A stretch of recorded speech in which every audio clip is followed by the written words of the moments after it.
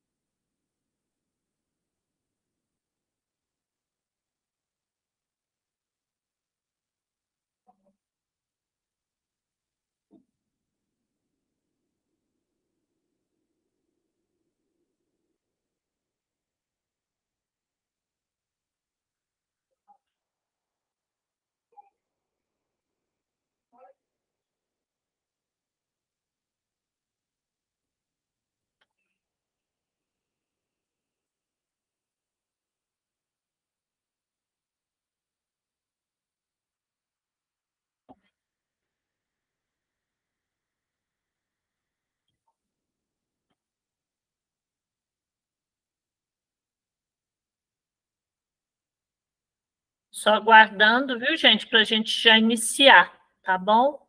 Porque só algumas pessoas entraram, aí eu estou aguardando, assim que der 7 horas a gente já inicia, porque como eu até falei aqui mais cedo, hoje para o pessoal que já tinha entrado, que a gente vai terminar aquela aula, né, dos termos técnicos que a gente iniciou, como ela é uma aula mais longa e mais extensa, eu fui dividindo, né, para não ficar muito cansativo. Hoje a gente finaliza elas, tá?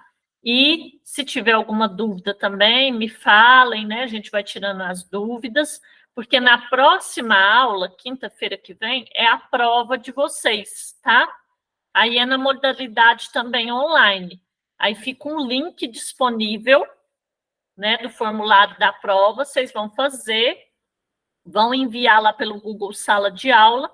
Aí depois, assim que a pessoa termina, né, ela tem que colocar o nome na avaliação, e na hora que ela envia, chega para mim, aí eu faço a correção, tá? Então, na próxima aula é prova, e aí lembrando também, gente, que o material que cai é esses materiais que a gente viu até agora, os materiais que estão lá no Google Sala de Aula, lá no Google Classroom, né?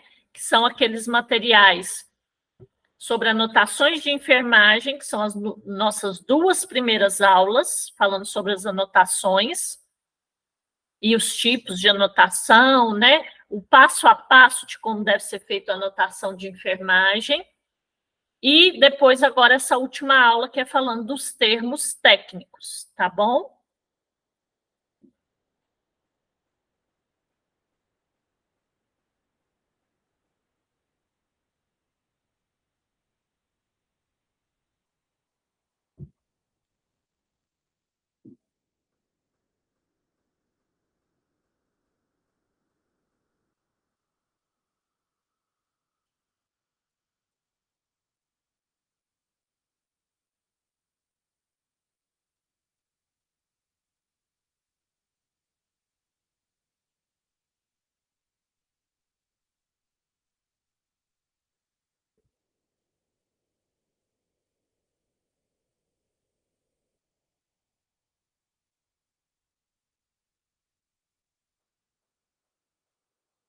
Então, gente, eu já vou compartilhar a tela com vocês, que agora já deu as 19 horas, né? Pelo menos aqui para mim já está marcando 19. Então, vamos respeitar o horário, até para quem entrou, né, no horário. E para quem não conseguiu, né, não conseguir acessar agora, a aula fica salva lá também, vocês podem assistir depois, né, com mais calma, ou pode assistir de novo, caso tenha ficado alguma dúvida. Vou compartilhar a tela aqui com vocês e a gente vai dar continuidade nos termos técnicos, né? Então, a gente parou aí na letra N. A letra N, gente, né, começa aí pelo termo neuralgia. O que é neuralgia? Neuralgia é uma dor na região de algum nervo do nosso corpo, né? A gente tem vários nervos espalhados pelo nosso corpo. A neuralgia é essa dor no nervo, tá? Lembra que eu falei para vocês na última aula? Algia significa dor, né? Neuro vem de nervo, né? Então, neuralgia é dor em alguma região de algum nervo do nosso corpo, tá? Nictúria. Nictúria, gente. Lembra que eu até falei na última aula também que o úria, esse termo no final, úria, significa urina. Então, nictúria é a emissão de urina mais abundante ou frequente à noite que durante o dia, que é o que a gente chama de uma enurese noturna, ou seja, é quando o paciente, né, está urinando muito no período da noite, né, com mais frequência no período da noite, às vezes acordando várias vezes à noite para urinar.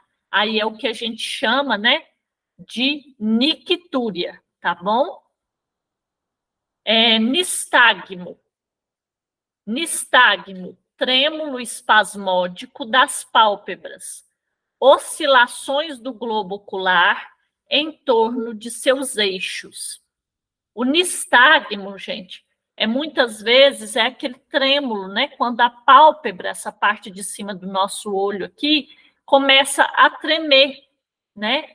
E ter uma oscilação do globo ocular, né? É o que a gente chama de nistagmo, tá? Que inclusive é uma alteração no nervo óptico. Nesse caso, esse tipo de alteração, a gente tem que encaminhar para o oftalmologista. Odinofagia é uma deglutição dolorosa. É quando o paciente ele vai engolir alguma coisa ou vai tentar engolir um alimento, mesmo sendo um alimento mais líquido ou mais pastoso, e ele sente muita dificuldade ou dor na deglutição, tá? Oligúria. O que é a oligúria? Secreção deficiente de urina. Então, a oligúria é uma secreção deficiente de urina, ou seja, aquele paciente que está urinando pouco, né? Em pequena quantidade, tá? Então, ou seja, ele está urinando, mas numa quantidade deficiente, né? Ou menor do que o normal, tá? Onicofagia. O que é a onicofagia? É um hábito, né, de roer as unhas. Então, onicofagia, gente, significa o hábito, né, de roer as unhas. Ortopneia. O que é a ortopneia? É uma dispneia intensa que obriga o paciente a estar sentado ou em pé. Então, ortopneia é uma dispneia intensa que obriga o paciente a estar sentado ou em pé, ou seja, com o tórax em posição perpendicular ao solo. Então, a ortopneia, né, aquele paciente que está respirando, está com uma dispneia intensa, muita dificuldade para respirar, e normalmente é aquele paciente que ele tem que estar sentado ou em pé. Se ele estiver, por exemplo, deitado, na posição mais deitada, ele já sente muita dificuldade para respirar, né? Só quando ele está sentado ou em pé que a respiração melhora um pouco. Paraplegia, né? O que significa paraplegia? Inclusive, esse termo muita gente já deve ter visto, né? A paraplegia, gente, é a paralisia de ambas extremidades inferiores do corpo. Então, a paraplegia é a paralisia de ambas as extremidades inferiores do corpo.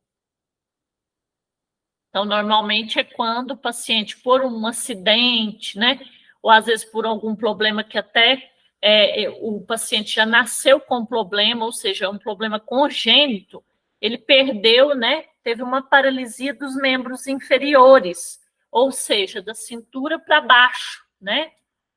Causando essa paralisia.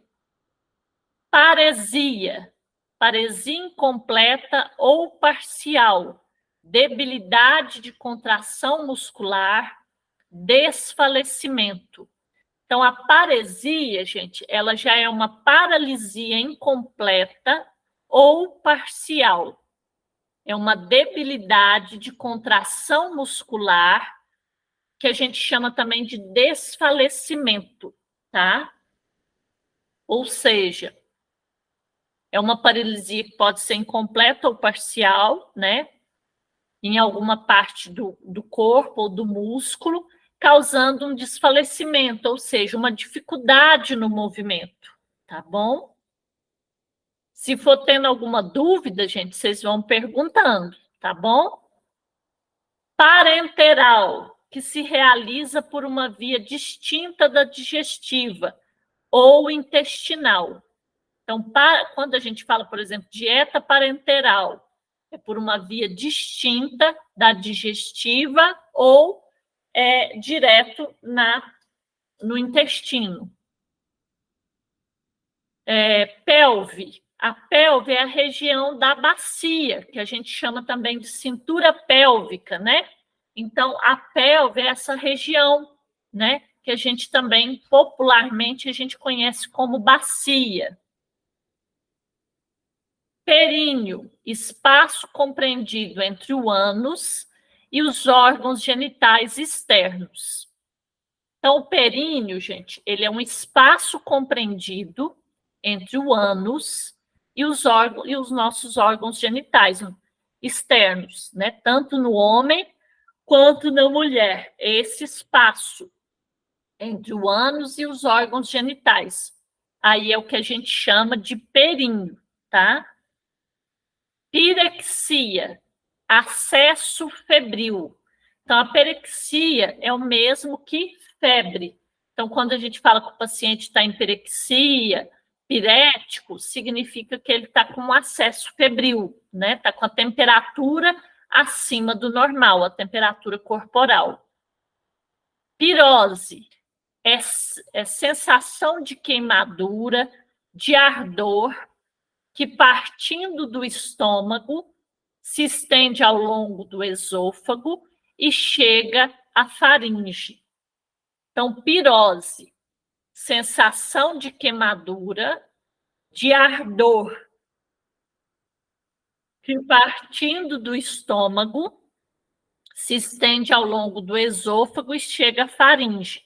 A pirose, gente, é a famosa queimação, que normalmente a gente chama de queimação, né? Às vezes, por exemplo, o paciente ingere algum alimento e fala, estou sentindo queimação. É o que a gente chama de pirose, que é aquela dor na região gástrica, né?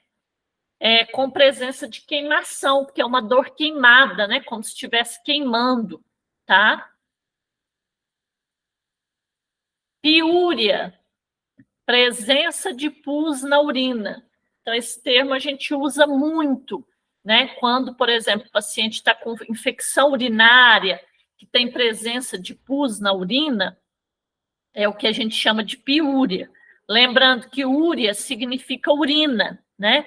Pio vem de pus, então, piúria, presença de pus na urina, tá? Polaciúria é uma micção frequente. Então, polaciúria é uma micção frequente, de forma bem frequente. Pré-cordial, situado ou que ocorre diante do coração. Epigástrico e superfície anterior da parte inferior do tórax. A região pré-cordial é a região do peito, né? Quando a gente fala que o paciente está com uma dor no peito, né? Que popularmente a gente chama de dor no peito, é a dor pré-cordial, que é aquela dor na região do peito, né? Na região do tórax, tá bom? Tem alguma dúvida até agora, gente? Não. O outro termo, né? Pré-cordialgia. Então, pré-cordial, como eu falei para vocês, é a famosa dor no peito, né? Na região do tórax. A predicordialgia significa dor na região pré-cordial. Lembra que algia significa dor? Então, pré-cordialgia significa dor na região pré-cordial. Prurido, coceira ou comichão. Então, prurido é aquela coceira, né? Que a gente chama, que normalmente o paciente, quando está com alergia, né? Ele fala, estou com muita coceira, está incomodando muito. Aí é o que a gente chama de prurido. Então, prurido é o mesmo que coceira, tá? Pitialismo. O termo pitialismo, gente, significa uma salivação exagerada. Então, normalmente pode ser causado também por uma alteração gástrica, né, na região do estômago, produzindo uma salivação intensa, né, acima do normal. Regurgitação, retorno dos alimentos do estômago ou esôfago à boca, sem esforço de vômito. Regurgitação, retorno dos alimentos do estômago ou do esôfago à boca, sem esforço de vômito. Então, a regurgitação, gente, é quando chega a voltar o alimento ou parte do alimento, né? Através do estômago, chegando no esôfago, às vezes chegando até na boca, né? É muito comum essa regurgitação em pacientes que têm aquele problema, agora me fugiu o nome, que é esofagite, que tem também refluxo, né? É muito comum, tá? Tinha me fugido aqui. A palavra é refluxo, que me fugiu aqui agora, me desculpem. Ressecamento, constipação, prisão de ventre habitual. Esse ressecamento, gente, por que ele é causado? Principalmente, a gente está falando aí do ressecamento na região intestinal, né? Que dificulta, muitas vezes, no funcionamento normal do intestino, né? Causando aí o que a gente chama de constipação intestinal. Seborreia.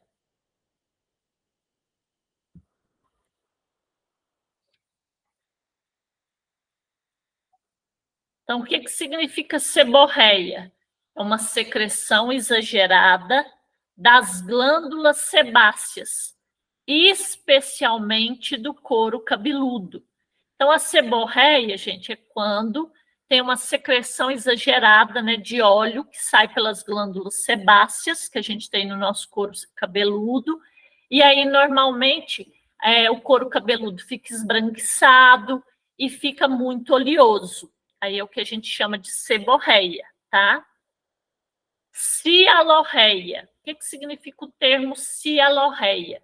Cialorreia, gente, significa fluxo exagerado de saliva ou salivação intensa. Então, a cialorreia é o fluxo exagerado da saliva ou salivação intensa, né? Acima do normal. Síncope. A gente chama de síncope, gente, o termo, né? Síncope, ele significa um desfalecimento, uma perda súbita, né, dos sentidos, tá? Então, isso é o que a gente chama de síncope, que é um desfalecimento ou perda súbita, né, dos sentidos, muitas vezes levando a um desmaio, né? Ou uma falta de consciência, só que de forma momentânea, tá? De forma rápida. Às vezes, quando o paciente, por exemplo, está muito fraco, ele vai levantar do leito, por exemplo, para ir ao banheiro, e acontece de ter uma síncope, né? Agora vamos para o T, né? Para os termos da letra T. Taquicardia. Esse é um termo bem comum, né? Que muitas pessoas devem conhecer. A taquicardia, ela significa o quê? Uma aceleração das pulsações cardíacas. Normalmente, acima, aqui nesse material, gente, está desatualizado, mas normalmente a gente considera a taquicardia acima de 100 batimentos por minuto no adulto, né? No adulto, o batimento normal, né, a frequência cardíaca normal, ela vai de 60 a 100 batimentos por minuto.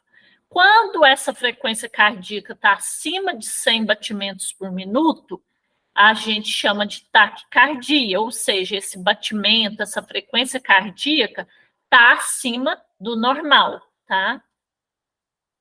Taquipneia é uma respiração acelerada que se apresenta em condições fisiológicas ou anatômicas, ou patológicas, desculpa. Então, a taquipneia, gente, lembra que tudo que eu falei que tem pneia significa respiração, está relacionado à respiração. E taque vem de rápido. Então, taquipneia significa uma respiração acelerada, quando o paciente está até ofegante, né? Com a respiração acima do normal. Torpor. A gente fala que o paciente está com torpor ou está torporoso quando ele está em estado de sonolência, né? Aquele paciente que está muito sonolento, ou às vezes apático, você tenta comunicar com ele, ele não fala, ou senão ele abre o olho, mas na mesma hora ele fecha o olho, né? É o que a gente chama de torpor, que é esse estado, né, de sonolência, de apatia, tá bom? Úlcera é uma solução de continuidade da pele, de mucosas, de serosas, de órgãos com perda de substância, tá? Isso é o que a gente chama de úlcera, né? A úlcera, ela pode ser causada por uma ferida que abriu e foi aumentando de tamanho, né? Que pode apresentar secreção também de pus, né? E normalmente a úlcera já é uma solução de continuidade da pele, uma ferida normalmente mais profunda, né? Vasoconstritor. Vasoconstritor, gente, diz do agente ou nervo que estreita o calibre dos vasos. O que significa isso? Né, qualquer vaso que a gente tem no nosso corpo, seja artéria, seja veia, seja pequenos capilares, né, que são os pequenos vasos sanguíneos, eles têm um calibre, né, como se fosse uma mangueira. O vasoconstritor, as medicações que a gente chama de vasoconstritor, normalmente ela vai causar o quê? O fechamento do calibre daquele vaso. Então, vou dar um exemplo. Quando a gente, às vezes, corta o dedo em casa, né, tem um pequeno corte, às vezes cortando alguma coisa, ou picando algum alimento, e tem um pequeno corte, começa a sangrar. Aí eu venho e faço vasoconstrição. O que é vasoconstrição? É quando eu aperto, pressiono aquela região ali do meu dedo, à medida que eu vou pressionando, vai dando vasoconstrição, ou seja, o vaso vai se fechando, né? Aquele vaso sanguíneo vai se fechando até se fechar totalmente, até o sangramento parar, tá? Vasodilatador. Diz-se do agente ou nervo que aumenta o calibre dos vasos. Então, o vasodilatador já é o contrário. O vasoconstritor é quando aumenta o calibre dos vasos. O vasodilatador já é aquele que aumenta o calibre dos vasos sanguíneos, tá? O vasodilatador. Então, ao invés de diminuir, ele vai aumentar. Então, em algumas doenças cardíacas, às vezes a gente fala que vai usar, que o médico usou uma medicação vasodilatadora, ou seja, para dilatar aquele vaso e ajudar o fluxo sanguíneo a passar, né? O sangue a passar por aquela região, por aquele vaso, por aquela artéria, né? Pelaquela veia. Vertigem é uma perda ou perturbação do equilíbrio com sensação de instabilidade do corpo e dos objetos circundantes. Então, a vertigem, gente, é essa perda, né, ou perturbação do equilíbrio. Então, o que é a vertigem, né? Normalmente, o paciente fala que sentiu tontura, às vezes a visão ficou um pouco escurecida, né? Que às vezes as pessoas falam, ah, minha visão ficou escura, né? De repente eu achei que eu ia passar mal, comecei a ficar tonta. Isso é o que a gente chama de vertigem, tá? Vesical. Tudo que é vesical, gente, está relacionado à bexiga. Então, referente à bexiga. Volemia. Volemia, gente, significa nome com que também se conhece a massa total do sangue. Então, é o volume do nosso sangue. É o que a gente chama de volemia. É o volume da nossa corrente sanguínea, né? Da massa total do nosso sangue. Chifoide. O que significa o termo chifoide? Ele é um apêndice esteucartilaginoso que remata o externo na parte inferior. Então, bem no centro do peito, a gente tem o osso externo, que fica bem no centro do nosso peito, né? O coração fica do lado dele, esse osso, né, que fica bem no centro do peito. Ele tem uma pontinha. Essa ponta embaixo, né, faz um estreitamento, é o que a gente chama de processo chifoide, que é essa ponta, né, que fica na parte inferior do osso externo. Tá bom, gente?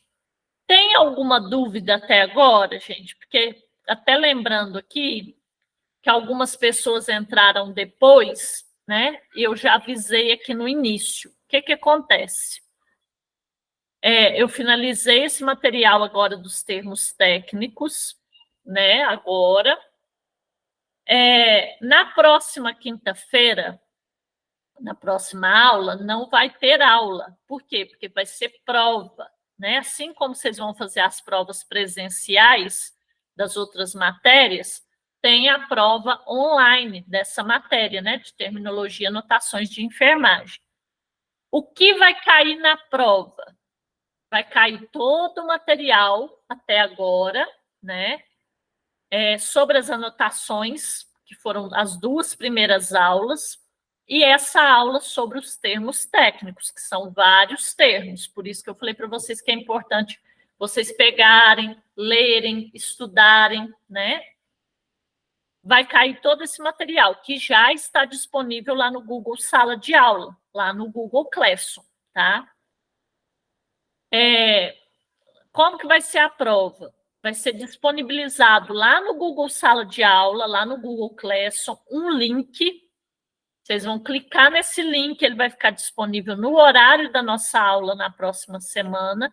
Vocês vão entrar no link, lá tem o local onde vocês vão colocar um nome. Não esqueçam de colocar o nome, porque depois, senão, eu não sei de quem que é a prova. Então, se identifiquem, né? Coloquem o nome de vocês. Terminou as questões, vocês vão lá em enviar. Embaixo tem escrito assim, enviar. Aí vocês enviam a avaliação e aí eu vou corrigir depois, né? E passar as notas lá no Proesc, tá?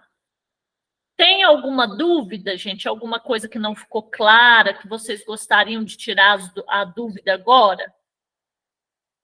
Ou alguma coisa que, né, que vocês olharem no material e perceber que ainda tem dúvida? O que vocês gostariam de perguntar?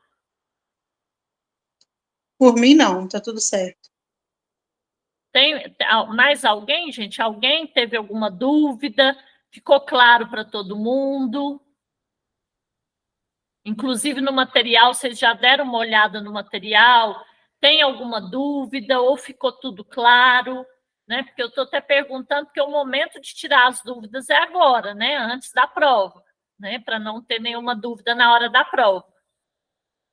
Professora, Oi. é para estudar em relação a esse atividades que a senhora passou, é para a gente estudar para a prova através deles, né? Através dessas atividades e também desse material, porque os materiais das aulas, gente, estão todos disponíveis também lá no Google Sala de Aula. Então, lá estão os materiais da aula 1, aula 2 e aula 3, que são esses termos técnicos que a gente finalizou hoje. A aula dos termos técnicos, como ela é mais extensa, não dá para a gente fazer numa aula só. Aí, por isso que eu fui dividindo ela em 3 aulas, né? Até para não ficar muito cansativo. Tá bom? Aí vocês vão estudar tanto pelo material lá que já está disponibilizado lá das aulas e também pelas atividades. Mais alguma dúvida? Ou alguma pergunta? Ou alguma dúvida com relação ao material, ao que vocês já estudaram, ou que vocês viram nas aulas? Para mim está tudo bem. Tá tudo tranquilo? Então, gente, eu vou finalizar por hoje. Na próxima aula, só reforçar aqui com vocês. Aí vocês vão ter o tempo da aula, né? Esses 2 primeiros horários. Então, das 7 às 8h30 vai ser o período que vocês vão ter para fazer a avaliação, tá? Ela vai ficar lá disponível nesse horário, das 19 às 20h30. No início, até a Ana Luísa falou que às vezes ia disponibilizar para o aluno por 24 horas, né? Para ele ter o prazo de 24 horas para fazer a avaliação. Só que não, hoje ela me confirmou que vai ser só o período mesmo da aula. Então, das 19 horas até as 20h30 da semana que vem. Tá bom? Gente, se não tiver nenhuma dúvida, se tiver realmente tudo claro, eu vou finalizar por hoje. E aí, na semana que vem, então, a avaliação, tá? Que vai estar disponibilizada lá no Google Sala de Aula. Ok, gente? Ok, ok. Boa noite, viu? Obrigada. Ok, boa noite.